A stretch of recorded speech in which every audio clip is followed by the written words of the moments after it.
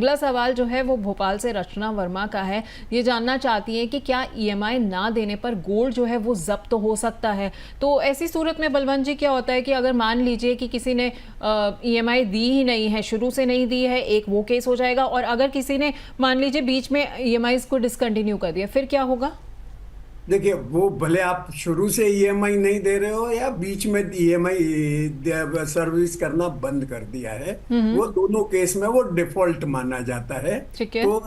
तो जो लेंडर है वो आपको नोटिस देगा कि भाई आपकी ईएमआई ओवरड्यू हो गई है और इसका आपको मतलब रीपेमेंट कर दीजिए, उसका ईएमआई को सर्विस कर दीजिए। अगर आपको उसके नोटिस, जो लेंडर जो नोटिस देता है उसका, उस पर कोई एक्ट नहीं करते हैं, एक्शन नहीं लेते हैं, तो लेंडर के पास और कोई जरिया नहीं बचता है सिवाय उसके कि वो आपका जो जो गोल्ड दिया हुआ है, ज्वेलरी है या जो गोल्ड है, उसको ऑक्शन करना।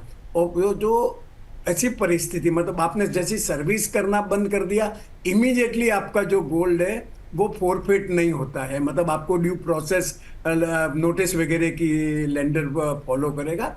और उसके बाद जो आपकी ज्वेलरी है या जो गोल्ड है वो बैंक जो या लैंड एनबीएफसी जो है वो ऑक्शन करेगा। और ऑक्शन करने के बाद जितना पैसा मिला है, अगर वो लोन के आउटस्टैंडिंग से ज्यादा मिला है तो बाकी का पैसा आपको लौटा दिया जाएगा।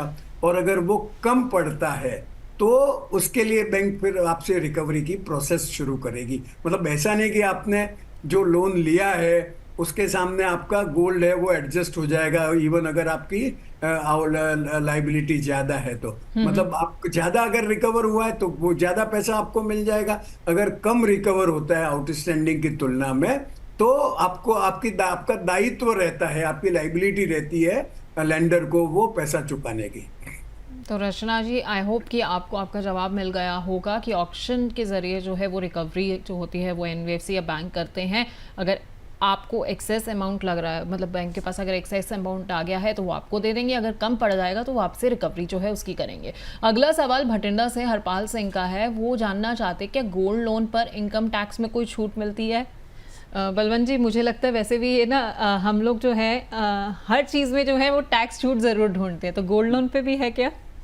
देखिए, ऐसा है पल्लवी कि कौन सा टाइप का लोन है उस पर डिपेंड नहीं करता है इनकम टैक्स की छूट वगैरह।